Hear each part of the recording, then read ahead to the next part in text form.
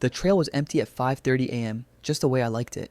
Fog clung to the trees like cigarette smoke, and my breath came out in small white puffs as I stretched against my car. That's when I saw her. Victoria Chen, my manager, the woman who could make grown men stutter during quarterly reviews. She was jogging toward me in sleek black leggings and a sports bra, her dark hair pulled back in a perfect ponytail. Even at dawn, even sweating, she looked like she could fire someone and not lose a minute of sleep over it. Our eyes locked. She slowed to a stop 3 feet away, close enough that I could smell her expensive perfume mixed with sweat. Run with me, Marcus. Her voice was honey over steel. Keep up, and that promotion you've been wanting, it's yours. My heart hammered against my ribs. She turned and started jogging, glancing back with a smile that made my stomach drop. I had two choices: stand there like an idiot or follow the most powerful woman in our department into the woods at dawn. I followed. Victoria set a brutal pace. My lungs burned as I struggled to match her stride, my cheap running shoes slapping against the dirt trail while hers whispered like secrets. She moved like water, effortless and fluid, while I sounded like a freight train having an asthma attack. You've been at Morrison and Associates for 3 years. She called over her shoulder, not even breathing hard. Started in data entry, worked your way up to junior analyst, still driving that 2008 Honda with the dent in the passenger door. How did she know about my car? The trail curved deeper into the woods. Pine branches reached across the path like skeletal fingers, and the fog was getting thicker. I couldn't see the parking lot anymore. You applied for the senior analyst position twice, Victoria continued, her pace never faltering. Both times you were passed over. Both times you went back to your cubicle and worked harder instead of asking why. My chest was on fire. How do you... I make it my business to know things, Marcus. She glanced back, and there was something predatory in her smile. I know you eat lunch alone at your desk every day. I know you check your bank account 3 times a week, hoping the numbers will magically improve. I know you want more. The trail split ahead. Left led back toward civilization. Right disappeared into deeper woods where the fog swallowed everything. Victoria took the right path. Some employees can't handle the pressure, she said, her voice carrying back to me like smoke. They think they want success, but when it's offered to them, they freeze. They make excuses. They choose comfort over ambition. My legs were screaming. Sweat stung my eyes and my shirt was soaked through, but something in her tone made me push harder, made me keep up. What happened to them? I gasped. They stayed exactly where they were. Victoria's laugh was sharp as broken glass. Still in their cubicles, still eating salads, still checking their bank accounts and hoping. The trees closed in around us like walls. The fog was so thick now, I could barely see Victoria's silhouette ahead of me. The only sounds were our footsteps and my ragged breathing. This isn't just about running, is it? I called out. Victoria slowed slightly, just enough for me to catch up. When she turned to look at me, her eyes were dark and unreadable. Smart boy, she said. It never is. The trail opened into a small clearing ahead. Victoria stopped at the edge, her chest rising and falling in perfect rhythm while I doubled over, hands on my knees, trying not to throw up. The question is, she said, circling me slowly, how badly do you want it? How far are you willing to go for success? I straightened up, wiping sweat from my face. The clearing was completely isolated. No other joggers, no dog walkers, no witnesses. Just Victoria and me and the morning fog that seemed to muffle even our voices. What are you asking me to do? Victoria stepped closer, close enough that I could see the flecks of gold in her brown eyes, close enough that her presence felt like electricity against my skin. The right question, she whispered, is what are you willing to do for me? Victoria circled me like a shark that had caught the scent of blood. Her footsteps were silent on the damp earth while mine had sounded like thunder on the trail. Everything about her was calculated, controlled, predatory. I've been watching you, Marcus.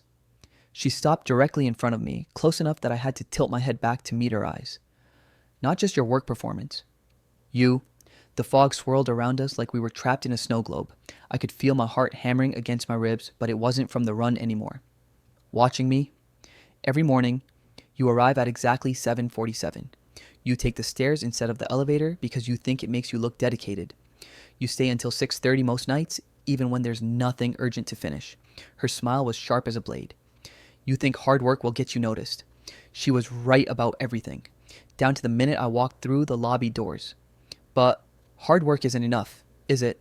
Victoria stepped closer and I caught that scent again, expensive perfume mixed with something darker, more dangerous. 3 years of perfect attendance, spotless performance reviews, voluntary overtime, and where has it gotten you? My mouth was dry. I'm working my way up. You're treading water. Her voice cut through my excuse like a knife through tissue paper. Do you know what separates the people who succeed from the people who just survive? I shook my head. Loyalty. She reached out and touched my shoulder, her fingers warm through my soaked shirt. Not to the company, not to some abstract ideal of fairness. Loyalty to the right person. The clearing felt smaller now, like the trees were pressing in around us. Victoria's hand was still on my shoulder, and I could feel the heat of her palm through the fabric. I have special assignments, she whispered, her voice barely audible above the morning breeze. Projects that require discretion, dedication, complete trust. What kind of assignments? Victoria's laugh was low and throaty. The kind that fast-track careers, the kind that separate the ambitious from the comfortable. She moved behind me, her presence like electricity at my back. I could feel her breath against my neck as she spoke. David Chen, no relation, despite the name, he understood. Started in accounting. Just like you started in data entry. Now he's regional director in Seattle. Makes 3 times what you make. What did he do? He said yes. Victoria's fingers trailed along my shoulder blade. When I asked him to handle sensitive client meetings after hours. When I needed someone to travel with me to conferences. When I required complete confidentiality about our working relationship. The way she said working relationship made something cold settle in my stomach. Sarah Martinez understood too. She's VP of operations in Chicago now. Corner office, company car, stock options. Victoria moved to face me again, her eyes locked on mine. She knew that success requires sacrifice, that advancement demands flexibility. Flexibility? Being available when I need you, day or night, weekends, holidays, vacations. Her hand moved from my shoulder to my chest right over my racing heart. Some people call it dedication. Others might use different words. The fog was lifting slightly, but somehow the clearing felt more isolated than before, like we were the only 2 people left in the world. I don't understand what you're asking. Victoria's smile was patient, like a teacher explaining something obvious to a slow student. I'm offering you everything you've ever wanted, Marcus. The promotion, the raise, the respect. All you have to do is prove you want it badly enough. She pressed closer, backing me toward a massive oak tree at the edge of the clearing. The bark was rough against my shoulders as she placed both hands flat against my chest. Prove it how? By following my rules, by being available when I call, by understanding that our relationship extends beyond normal office hours. Her voice dropped to a whisper. By keeping certain aspects of your job description private. My back was fully against the tree now. Victoria's face was inches from mine, her dark eyes searching my expression like she was reading a book. Some of my requests might seem unusual, she continued, her thumbs tracing small circles on my chest. Late-night meetings, weekend trips, personal errands that blur the line between professional and private. Victoria, The question is simple. She leaned closer, her lips almost brushing my ear. Do you want to spend the next 10 years in that cubicle, watching other people get promoted? Or do you want to join the inner circle? Her hand moved to my neck, fingers cool against my overheated skin. Think about it, Marcus. Your student loans, your rent, that car that breaks down every other month. Her voice was hypnotic, seductive. I can make all of those problems disappear. I can make you disappear from that cubicle and reappear in a corner office. The morning air felt thick, oppressive. Victoria's presence was overwhelming, intoxicating, and terrifying at the same time. All I need, she whispered, her breath warm against my cheek, is complete loyalty, complete discretion, complete availability. Her other hand found my wrist, her grip firm but not painful. Can you give me that, Marcus? Can you be my special assistant? The way she said special made my skin crawl and my pulse race simultaneously. I was trapped between her body and the tree, between ambition and instinct, between everything I'd ever wanted and everything that felt wrong. What exactly would I be assisting with? Victoria's smile was triumphant, like she'd already won. Whatever I need, she said. Whenever I need it. Victoria's words hung in the air like smoke. Whatever I need. Whenever I need it. The implications crashed over me in waves, each one more disturbing than the last. I need to think about this, I said, trying to step sideways along the tree trunk. Victoria moved with me, keeping me pinned. Thinking is overrated, Marcus. Successful people act on opportunity. Her hand was still on my neck, thumb pressing against my pulse point. She could feel my heart racing, could probably sense the war happening inside my chest. David didn't think. Sarah didn't think. They saw what I was offering and they took it. Her voice was silk over steel. They understood that sometimes you have to be uncomfortable to get comfortable. What if I can't? Can't what? Victoria's grip tightened slightly. Can't handle a little pressure? Can't step outside your safe little bubble of mediocrity? The fog was almost gone now, but somehow the clearing felt more claustrophobic than before. Sunlight filtered through the canopy above us, casting shifting shadows across Victoria's face. She looked beautiful and terrifying, like a predator wearing human skin. I've invested time in you, Marcus. 3 years of watching, evaluating, waiting for the right moment. Her free hand traced the collar of my shirt. Do you know how many employees I've considered for this position? How many I've rejected because they lack the necessary qualities? What qualities? Desperation. The word hit like a slap. Hunger. The willingness to compromise when the stakes are high enough. Victoria stepped back just enough to look me up and down, her gaze calculating and cold. You check every box. Financial pressure, career stagnation, social isolation. You're perfect for what I need. The way she cataloged my weaknesses made me feel naked, exposed, like she'd been studying me under a microscope, identifying every vulnerability. And what exactly do you need? Victoria's smile was predatory. Someone who understands that success requires sacrifice. Someone who can keep secrets. Someone who knows that certain professional relationships operate by different rules. She moved closer again, backing me harder against the tree. The bark dug into my shoulders through my soaked shirt. The promotion comes with a new title, Senior Analyst, Special Projects Division. Your own office, company credit card, 40% salary increase.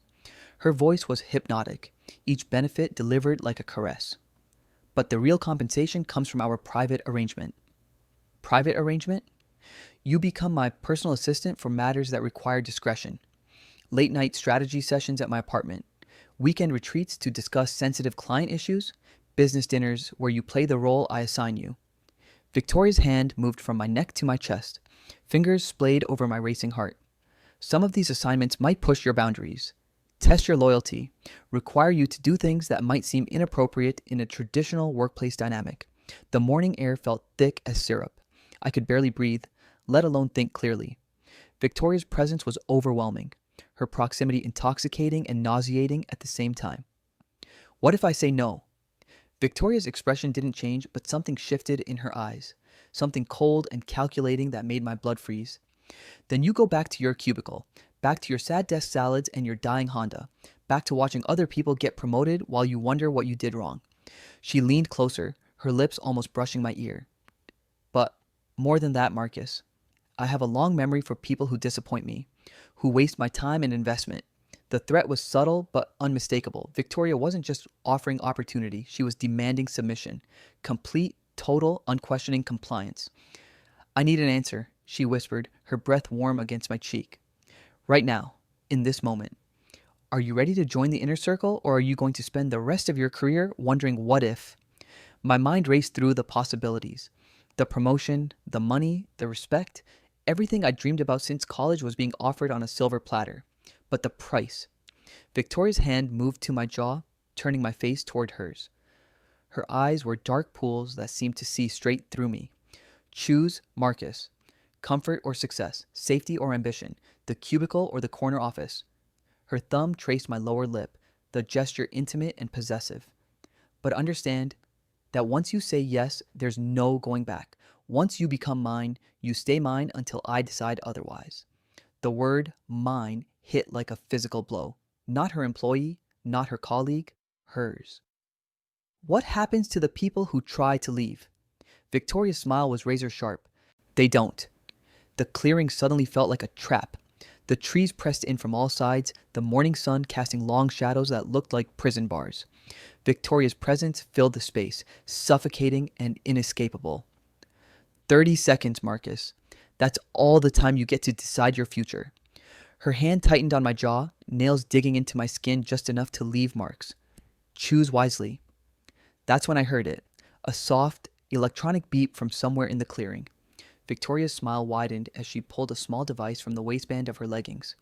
A digital recorder, its red light blinking steadily.